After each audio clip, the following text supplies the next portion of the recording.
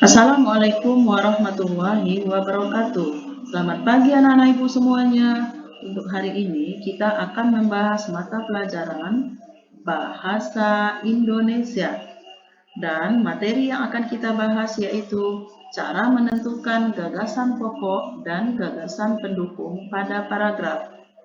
Sebelum kita membahas lebih lanjut tentang cara menentukan gagasan pokok atau gagasan pendukung suatu paragraf, yang harus kita ketahui lebih dahulu adalah pengertian gagasan pokok dan gagasan pendukung. Apa itu gagasan pokok? Gagasan pokok atau ide pokok adalah gagasan atau ide yang menjadi pokok atau pikiran utama dalam mengembangkan paragraf suatu bacaan.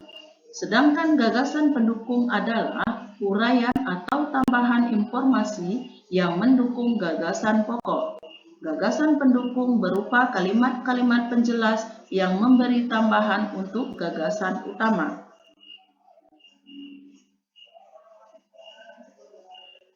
Nah, anak-anak ibu semuanya, perlu kita ingat dalam suatu paragraf terdapat satu gagasan pokok dan beberapa gagasan pendukung. Sekali lagi, dalam suatu paragraf terdapat satu gagasan pokok dan beberapa gagasan pendukung. Berikut langkah-langkah menentukan gagasan pokok dan gagasan pendukung pada suatu paragraf. 1. Bacalah paragraf dengan cermat dan seksama. 2. Cermati kalimat pertama hingga terakhir. Apakah kalimat pertama merupakan gagasan pokok atau gagasan penjelas? Atau kalimat yang kedua yang merupakan gagasan pokok? 3. Teruslah membaca kalimat demi kalimat hingga gagasan pokok paragraf ditemukan.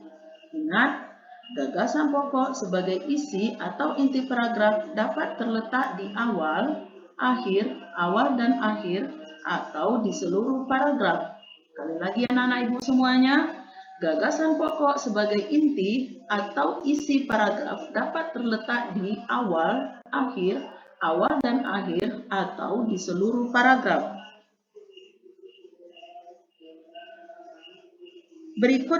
Berikut kita membaca teks tentang pawai budaya. Anak-anak ibu semuanya, silakan kalian baca teks tentang pawai budaya dengan teliti dan seksama. Setelah kita membaca teks tentang pawai budaya di atas, maka kita dapat mengambil kesimpulan bahwa teks di atas terdiri atas 2 paragraf. Nah, sekarang kita akan belajar cara menentukan gagasan pokok pada paragraf pertama. Nah, Ibu, sebelum kita menentukan gagasan pokok dan gagasan pendukung pada paragraf pertama, hal yang harus kita lakukan adalah membaca teks pada paragraf pertama secara teliti dan seksama. Setelah kita membaca dan meneliti pada teks bacaan di atas, maka dapat kita simpulkan bahwa gagasan pokok terdapat pada kalimat pawai merupakan iring-iringan sekelompok orang yang biasanya dilakukan di jalan raya. Sedangkan gagasan pendukung yang kita peroleh yaitu 1. Umumnya dilakukan dengan menggunakan kostum dan biasanya disertai pula dengan iring-iringan drum band dalam suatu prosesi upacara ataupun acara tertentu.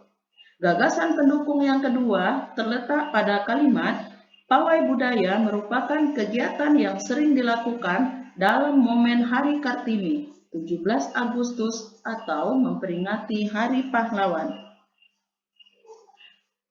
Nah, anak-anak ibu, di atas kita sudah membahas dan belajar cara menentukan gagasan pokok dan gagasan pendukung pada paragraf. Sekarang tugas kalian adalah carilah gagasan pokok dan gagasan pendukung pada paragraf kedua. Jangan lupa tulis tugas kalian di dalam buku catatan dan selamat bekerja.